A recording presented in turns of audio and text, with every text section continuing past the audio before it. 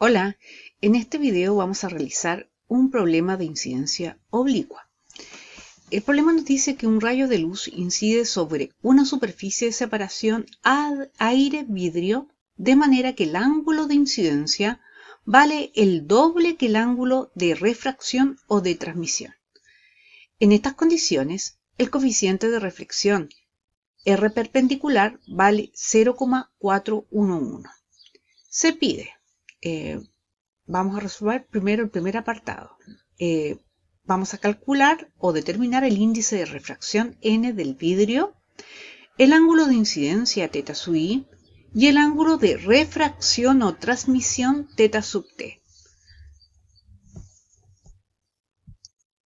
Para este apartado anotamos el hecho de que θi sea el doble que θ sub t y el R perpendicular. Sabemos que proviene del aire, por tanto ni vale 1 y nos piden nt, el ángulo de incidencia y el ángulo de refracción o transmisión. ¿Ya? De las relaciones de Fresnel para la reflectancia componente perpendicular asociada a la misma, tenemos que el R perpendicular, que es justamente lo que nos están dando, se dedujo de que era el cociente entre la intensidad media reflejada y la intensidad media incidente, pero asociada a la componente perpendicular. Habíamos visto de las relaciones de Fresnel que tomaba esta expresión que tenemos aquí, seno cuadrado del θi menos θt y seno cuadrado de θi más θt, expresión que vamos a utilizar.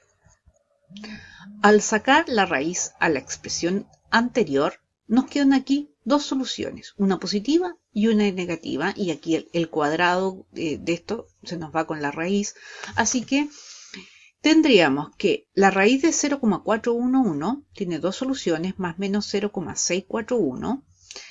Sabemos que θi menos θt, si θi es el doble que θt, reemplazamos acá, nos queda que es igual a θt, entonces esto nos queda seno de θt.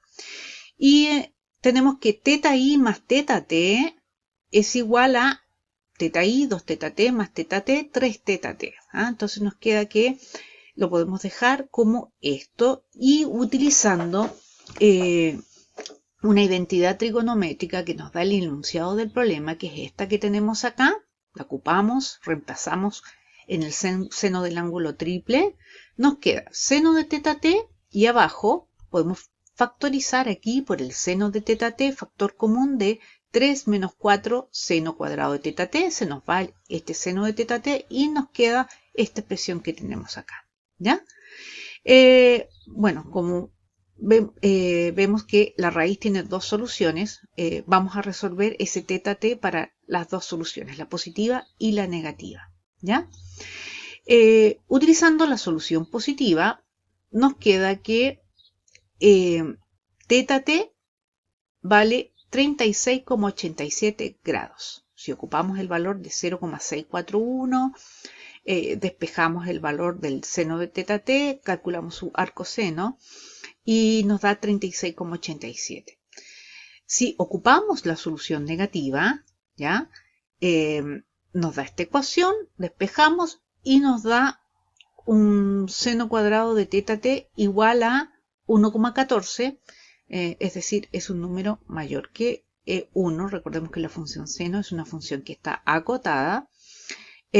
Por tanto, θt en este caso no existiría, no estaría dando un error matemático. ¿Ya? Así que el ángulo de transmisión vale 36,87 y como es dato podemos calcular θi como pasa sumando al otro lado de la ecuación 2θt, 2 veces por 36,87 nos da un θi de 73,74.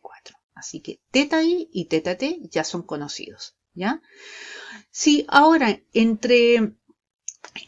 la superficie, en la interfaz de separación aplicamos la ley de Snell, sabiendo que ni vale 1, conocido θi, conocido θt, podemos despejar nt, reemplazando todos los valores, nos da 1,6. Por tanto, ya tenemos todo determinado en el apartado A. En el apartado B nos dicen que suponiendo que la luz incidente, que en la luz incidente el campo eléctrico tiene componente paralela al plano de incidencia, justificar si tal componente existe o no en el haz reflejado. En este apartado nos piden comprobar si la componente paralela del campo eléctrico reflejada existe o no existe, ¿ya? Nos dicen que la componente paralela del campo eléctrico incidente es distinta de cero y que la perpendicular es igual a cero. Por tanto, podemos nosotros deducir de que el campo eléctrico incidente está linealmente polarizado y se encuentra vibrando en un plano perpendicular al plano de incidencia, paralelo al plano de incidencia, por tanto, el ángulo alfa su i vale 0.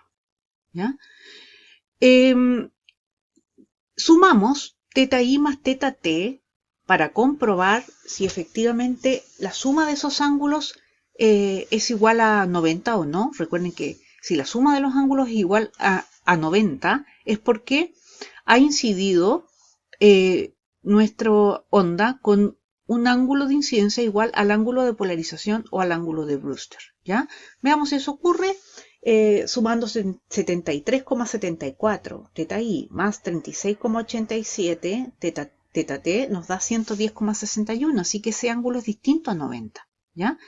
Si calculamos el R paralelo, minúscula, el coeficiente de Fresnel de reflexión paralelo, dado por esta expresión que tenemos acá, esto es distinto a 0. Así que ¿por qué? Porque tangente de teta i más teta t es distinto de 90 y recordemos que la tangente de 90 tiende a infinito y en ese caso sería igual a 0. Entonces, el 0R sería algo que es distinto de 0, multiplicado por L0I paralela que es distinto de 0. Así que tenemos de que como ese R paralelo es distinta y ese 0I paralelo es distinto de 0, tenemos que E0R paralelo es distinto de 0, por tanto, sí existe. En el apartado C, nos dice que si estar en contacto, si en lugar de estar en contacto con el aire, el vidrio se encuentra en contacto con el agua, de índice de refracción 1,33, y el rayo de luz incide con el mismo ángulo de incidencia que el calculado en el apartado A, por tanto con un ángulo de 73,74 grados sobre la superficie de separación de ambos medios, determinar el nuevo ángulo de refracción y los factores de reflexión R perpendicular y R paralelo. En los dos casos siguientes, el rayo incide desde el agua con el ángulo de incidencia y el rayo incide desde el vidrio también con el ángulo de incidencia. Para este apartado, entonces, tenemos dos situaciones. Tenemos que calcular el R paralelo y el R perpendicular, es decir, la reflectancia paralela y la reflectancia perpendicular, para el caso en el cual el ángulo de incidencia sea exactamente el mismo que el calculado en el apartado A, pero va desde el agua hasta el vidrio, es decir, cambiamos los medios, ¿ya? Entonces, para el primer caso, ¿qué tendríamos? Agua 1,33, vidrio 1,6, ángulo de incidencia es 73,74. Tenemos que, mediante Snell, calcular el ángulo teta t, que nos da igual, despejando este teta t prima, nos da 52,94. ¿Ya? Así que los coeficientes de reflectancia paralela y reflectancia perpendicular los vamos a calcular aquí introduciendo el ángulo de incidencia y este nuevo ángulo de transmisión, porque los dos medios son diferentes que en el apartado A. Y aquí tenemos teta i menos teta t y aquí teta i más teta t. Calculamos todo este numerito en la calculadora y nos da 0,08.